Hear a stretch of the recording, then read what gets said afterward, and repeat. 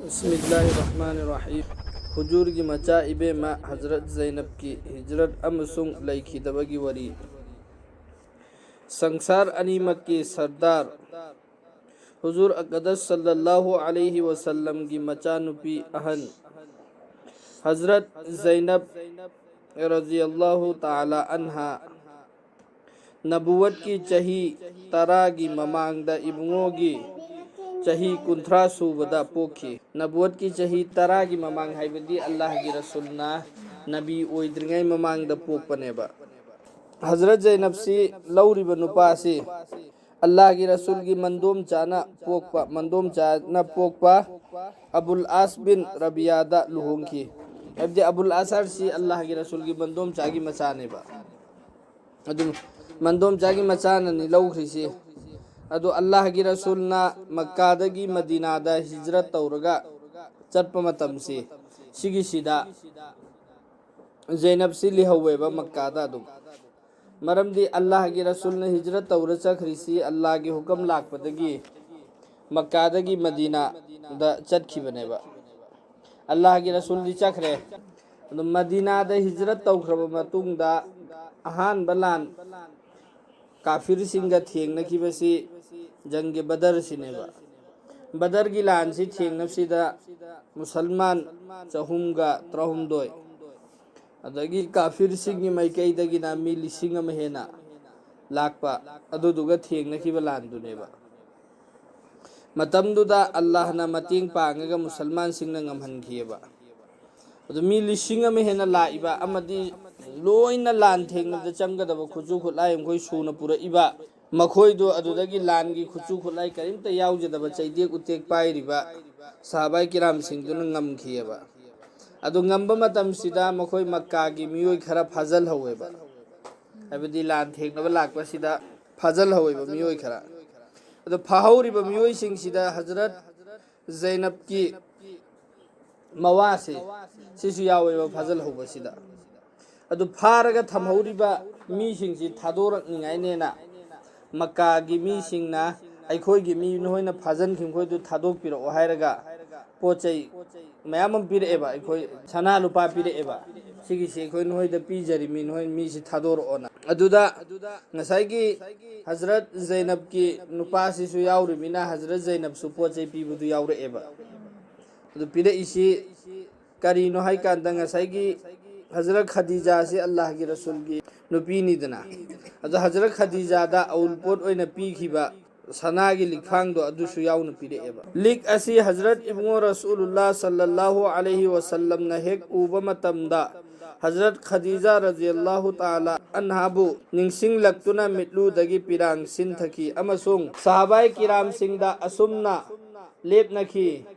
मदुदी अबुल आसपु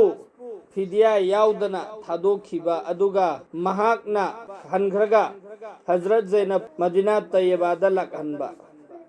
वरेप असिगी मतुंग इन्ना हुजूरना हजरत ज़ैनब पु लौरुनबा मी अनि लोइन हनखी अदुगा असुमना ताकपीखी मखोइना मक्का की मपांदा ngayu अदुगा अबुल आसपु थिंदोक हलउ ngसाइगी माई मागी फिदिया पी नरखिबदो लांदा दफाखिब मीसिंगसि थादोकपसिदा ngसाइगी अबुल आसिसि थादोकपददी अल्लाह की रसूल ग वरेप अमा लौनरे करियना हारिब नुपासी थादोकपा अदुगा माना मक्कादा चटलगा अल्लाह की रसूल की मचानुपी हजरत ज़ैनब से सिसि थारकपा मदीनादा लौबा चटपसिदा सहाबाई किराम अनियमा कोनना चटहल्ले अदु सहाबाई किराम सिधार सिना खोइना मक्का की मपानदा ngairaga लैयो अमदी अबुल आस से ngसाइगी हजरत ज़ैनब की नुपासे सिसिना हजरत ज़ैनब पु थिंदोहलउ हजरत ज़ैनब से थिंदोहलउ मक्का की मपानदा अदुगा पुरला ओननेबा वफम असिगी मतुंग इन्ना हजरत ज़ैनब रज़ियल्लाहु अन्हा मनाउ नुपा कनानागा उत तोंगदुना खोंसाल लखी काफिर सिंगना पाव असि ताबदा साउबना मई हौनरमी मसिबु थिंगननबा अमसुंग अवाबा पीरुनबा जमात अमा थारकलब करिमता मथौ लेबा नतेबा मखोयगी मी फाखिबदु थादोरए करिमता लौदबिदा अखोयगी मी लिहौरिदु लाखहल्लो हाइबदुनेबा ꯑꯗꯨꯗꯁꯨ ꯃꯈꯣꯏꯒꯤ ꯑꯆꯥꯛꯄꯤꯅꯦ ꯑꯗꯨꯅꯤ ꯃꯈꯣꯏꯅ ꯃꯊ꯭ꯋꯥꯏ ꯆꯥꯛꯇꯅ ꯉꯁꯥꯏꯒꯤ ꯍꯖꯔꯠ ꯖꯩꯅꯕꯁꯤ ꯊꯤꯟꯈꯤꯗꯧꯔꯦ ꯃꯛꯀꯥꯗꯒꯤ ꯃꯗꯤꯅꯥꯗ ꯆꯠꯈꯤꯗꯧꯔꯦ ꯍꯥꯏꯕꯁꯤ ꯁꯤꯒꯤꯁꯤꯗ ꯑꯋꯥꯕ ꯄꯤꯔꯨꯅꯕ ꯖमात ꯑꯃ ꯊꯥꯔꯝꯃꯤ ꯃꯔꯤ ꯃꯇꯥ ꯉꯥꯛꯇꯅꯤꯀꯣ ꯁꯤꯗ ꯂꯥꯛꯈ꯭ꯔꯤꯁꯤꯡꯁꯤꯁꯨ ꯑꯋꯥꯕ ꯄꯤꯕ ꯂꯥꯛꯏꯁꯤꯁꯨ ꯍꯖꯔꯠ ꯈꯗꯤꯖꯥꯒꯤ ꯃꯔꯤ ꯃꯇꯥ हजरत खदीजा की मतोन न पोकपा मयाम्बगी मचानुपा हजरत खदीजा की मतोन न पोकपा मयाम्बगी मचानुपा अदुदी ngसाई मतोन न पो अदे हजरत खदीजा की दी मचानुपी नेबा ज़ैनब से अदो हजरत खदीजा की मतोन न पोकपा अदुदुसु नेबा अदुदुना नेबा लागा अवाब पीबला इसे ngसाई हब्बार कौबा अदुना ज़ैनब पुतेन न कापखी अमसुंग हजरत ज़ैनब उत मथक्तगी ओनथकी तेन काबकवसिदा पानदन उत मथक्ते ओनथै मतम अदुदा हजरत ज़ैनब मिरोन बी ओइबा मरमदगी ओनथरकपा अदुदा पुक्तगी अंगांग अदु चोंगथोरक्तुना लेमना मांगखी अल्लाह की रसूल की मचानुपी नि मक्कादगी मदीनादा ngसाई हाइना खिबगी मतुंग इन्नदी ngसाई मागी नुपादु अल्लाह की रसूल साहबाई किराम सिंह की कब्जादा लेरम्मी मतमदुदा हट खरसु यारमी तौनिंग तौब यारम अदुदा मखोइना पीरेइबा फिदियादो अदु फौबा लौद्रबा अदुदुगा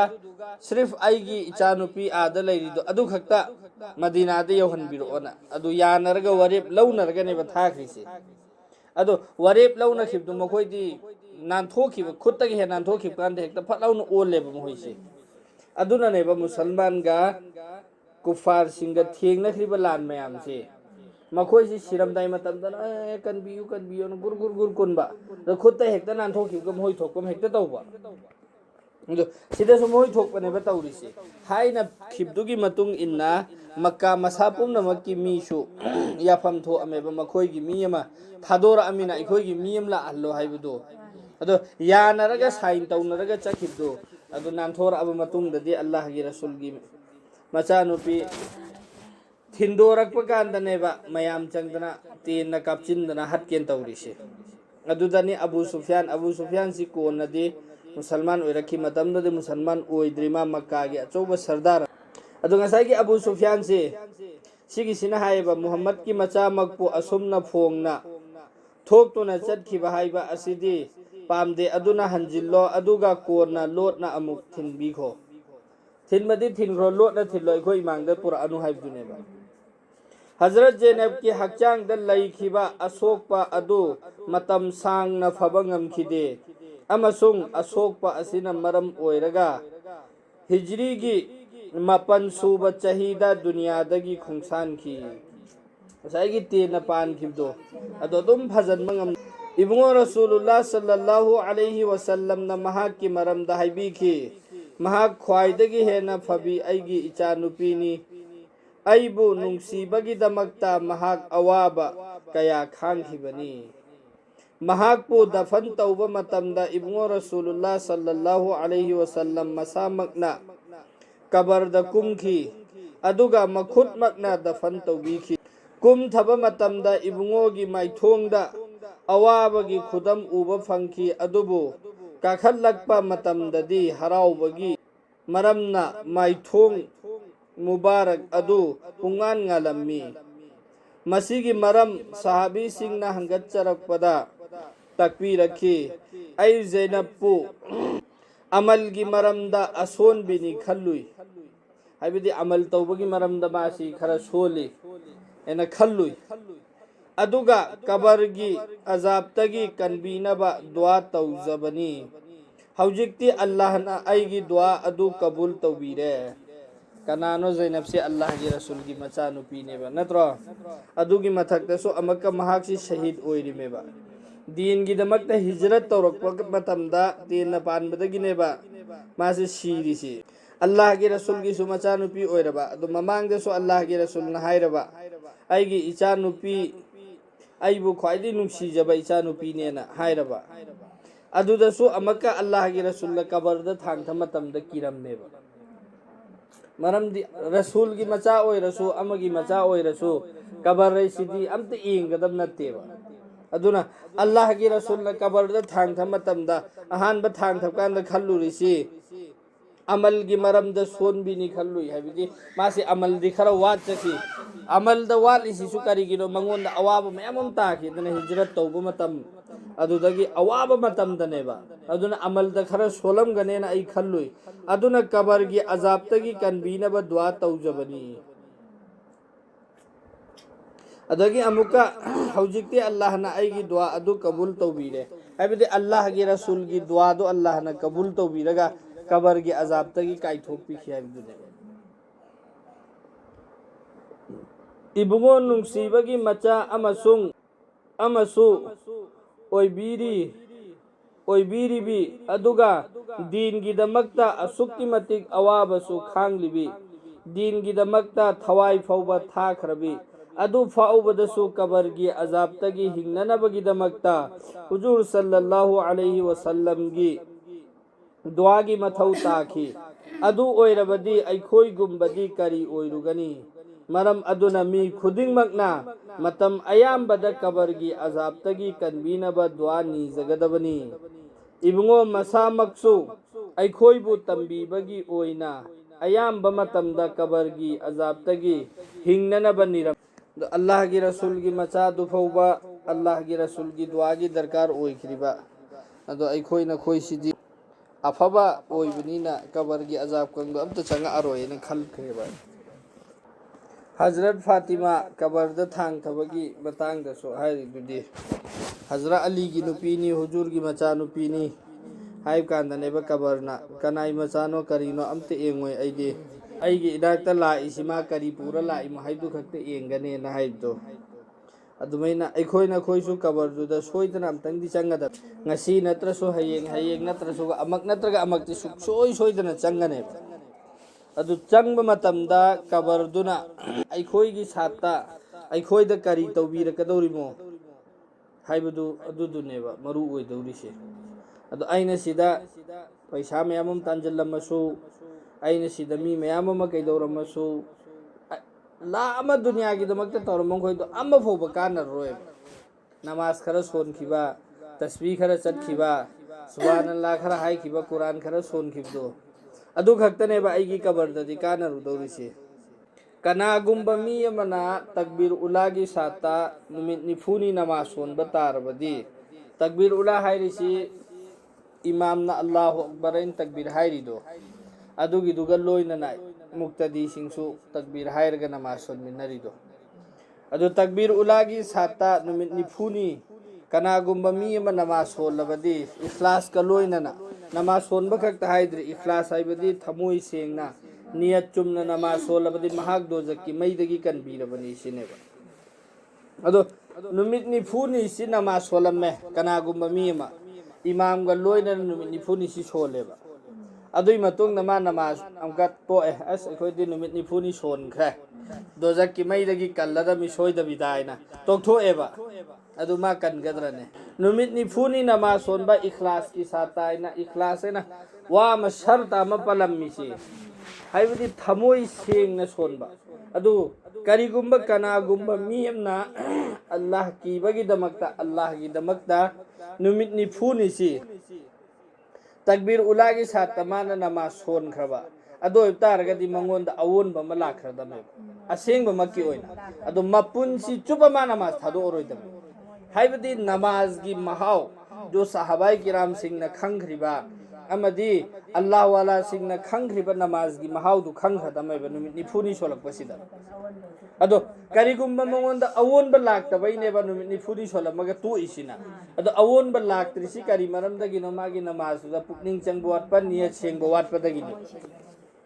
ꯑꯗꯣ ꯀꯔꯤꯒꯨꯝꯕ ꯊꯃꯣꯏ ꯁꯦꯡꯅ ꯅꯤꯌꯠ ꯆꯨꯝꯅ ꯁꯣꯟꯕ ꯇꯥꯔꯒꯗꯤ ꯅꯨꯃꯤꯠ 90ꯅꯤꯗꯨꯗ ꯑꯑꯣꯟꯕ ꯑꯃ ꯂꯥꯛꯈ꯭ꯔꯗꯝꯃꯦꯕ ꯑꯗꯨ ꯁꯤꯒꯤꯁꯤꯗ ꯉꯁꯥꯏ ꯍꯥꯏꯔꯤꯁꯤ ꯅꯨꯃꯤꯠ 90ꯅꯤ ꯁꯣꯟꯕ ꯇꯥꯔꯗꯦꯅ ꯁꯔꯇ ꯊꯝꯃꯤꯁꯤꯁꯨ ꯗꯨꯅꯤꯌꯥꯁꯤ ꯁꯦꯝꯕꯗꯒꯤ ꯑꯃꯗꯤ ꯏꯟꯁꯥꯟ ꯃꯤꯑꯣꯏꯕ ꯁꯦꯝꯕꯗꯒꯤ ꯍꯧꯅ ꯑꯜꯂꯥꯍꯅ ꯊꯝꯃꯤꯕ ꯔꯨꯜꯁꯤ ꯅꯨꯃꯤꯠ 90ꯅꯤꯁꯤꯗ ꯑꯑꯣꯟꯕ ꯑꯃꯃꯝ ꯄꯨꯔꯛꯍꯜꯂꯦꯕ ꯑꯗꯨꯅꯤ ꯁꯤꯗ ꯁꯟꯗꯣꯛꯅ ꯇꯥꯛꯏꯁꯤ ꯃꯈꯥꯗ ꯑꯉꯥꯡꯁꯤꯁꯨ ꯑꯍꯥꯟꯕ ꯅꯨꯃꯤꯠ ꯅꯤꯐꯨꯅꯤ ꯑꯃꯥꯡꯕ ꯏ ꯑꯣꯏꯅ ꯂꯩꯒꯅꯤ ꯑꯗꯨꯒꯤ ꯃꯇꯨꯡꯗ ꯅꯨꯃꯤꯠ ꯅꯤꯐꯨꯅꯤ ꯑꯃ ꯁꯥ ꯃꯆꯦꯠ ꯑꯣꯏꯅ ꯂꯩꯒꯅꯤ ꯅꯨꯃꯤꯠ ꯅꯤꯐꯨꯅꯤꯗ ꯑꯑꯣꯟꯕꯁꯦ ꯑꯗꯨꯝ ꯂꯥꯛꯍꯜꯂꯦꯕ ꯅꯨꯃꯤꯠ ꯅꯤꯐꯨꯅꯤꯗ ꯑꯗꯨꯅ ꯅꯤꯐꯨꯅꯤꯗ ꯑꯩꯈꯣꯏꯁꯤ ꯁꯦꯝꯃꯛꯄ ꯃꯇꯝꯗꯁꯨ ꯑꯜलाꯍꯅ ꯅꯤꯐꯨꯅꯤꯗ ꯑꯑꯣꯟꯕ ꯑꯃꯃꯝ ꯂꯥꯛꯍꯟꯕꯅꯤꯅ ꯀꯔꯤꯒꯨꯝꯕ ꯊꯕꯛ ꯑꯃ ꯑꯩꯈꯣꯏꯅ ꯅꯨꯃꯤꯠ ꯅꯤꯐꯨꯅꯤ ꯆꯞ ꯌꯨꯡꯅ ꯇꯧꯕ ꯇꯥꯔꯒꯗꯤ ꯍꯥꯏꯔꯤꯕ ꯊꯕꯛꯇꯨꯒꯤ ꯃꯆꯨ ꯑꯩꯈꯣꯏꯗ ꯆꯨꯒꯗꯕꯅꯦꯕ aduna jamaat chat paganda su jamaat chat na risi kari gida maktono ay isagi islah oy ningai gi ay isa si chum ningai gi ne ado ngasai gi ay na dunya gi thabak thoram da lupta na leiri ngai da allah gi ibadat ta gi lap na lei khipsi allah gi maikai do onjal lakni ngai gi da makta awon bama puraki haib targa di numit nifuni allah gi lambi da layu haibane ba adu numit nifuni sida mapung phana chapchana kana gumba miyamna दुनिया की लोइनमक थादोअगा अल्लाह की दमक्तरेना नुमित निफुनी सि लेब तारगदि मंगोंद अवोन बमा लानेबा अदुदैदि अदुम चुमना चटखिब ngमनेबा दीन सिदा अदुगिनेबा नुमित निफुनी हारिसि अदु हुजिक नुमित निफुनी जमा चटलसो हलकपगा मकोय कोएबा नुमित निफुनी था मरी चटलुबा हलकपगा मकोय कोएबा जमात मनुंग द लेरिंगाय द फोबा मकोय सि सांगलकपगांदा तुमिनना कातिना का अलेरंबा यावे अदु करी मरम गिनो हाय कांदा ngasai gi chatliba tawriba thabakto adugi da ikhlas yaudabagi neba thamoi sengdabagi da maktaneba allah gi da makta oidabagi neba kanago mami ma waju tawre aduga masjid ta chatle namaz sonnanena adu mana masjid yob kanda namaz loi khirammeba adu oirasu ngasai gi jamaat ki satta namaz son khriba mi singdo aduga chap mana namazu sawa phangani sin Panggador si kari marang gino na hay matamda magi niyat sing kibdo ay masita chatli si ay imam ko loy na namas huluran na chat pagine son ba panghaudra so Allah na sawa piri me aduna niyat sing ba si thabuk khuding magta yamna darkar oibo ado kari gumba namas si khoi nang pung enge gari minute manga hele ay na yob kanda namas nangaro na khalle ba aduda chatpo ergadi panggadra phangaro he ba dudi मरमदे आई चपचाना खंगेबा खंगगा चटलमिना आई नमाज नंगरोय सि खंगरेबा अदोरदि सवाब तो फंगरोयबा अदो नमाज नंगखिनी न खल्लगा प्रप्रवजु तोर फलाउ चटले अदो नंगहौदब तारगसो ngasai aina phangane na khalla lakhi poto adu do allah na phanghan baywane ba adu phangaro na khalle adu duga su chachalaga di phangoy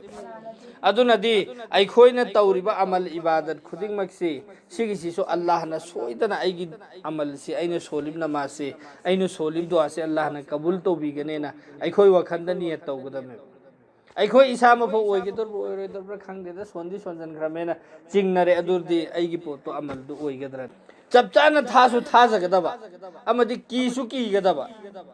थाजबगी साथ साथा कीबसु पोकदमे थमोइदे अल्लाह नंगना कबूल तौबियो नंगना पाम्बा मवोंगदुदा अखोय तौबदि ngamjade अदुबो अखोयना तौजखरिबसि अखोयगी पंगलना ngamjaba मवोंगद तौजखरिबसि कबूल तौबियो न कीबा मसी अल्लाह की कया यामना चावख्रबा थौजाल अमसुंग खुदोलनो हाइबसि अमुक्ता खंथदुना येंगबियु सुपनगी जमात फंगनबगी दमक होटनजबा मतमदा जमात अदु फंगहौद्रबा फावबदसु जमात की सवाब पी नबीरी अल्लाह ना असुक यामना पी नबीरीबा असि फावबदा अखोइना लौसिल हौद्रबदी कनागी मांगजै सैन होइना हंगक्तबगी वानी सिदा नुपागी ngantane bsida haikrisidi natro जमात की साथ नमाज सोनबा मस्जिद चटपदा नंग हौगने खल्लसु नंग हौद्रसु ओइना high नुपागी ngantane ba adu phamim no hoisingsi as akhoi gi dikam tawbuno amta hangakte ba e pam da bai ne basi pam da bai natro sawab ki matang da hai krisi allah gi rasul da nupi sing na sunga sai gi sumaina allah gi rasul la bayan tawbakan da hai bakan da nupa sing gi da sum hai ba nupa sing gi da sum hai ba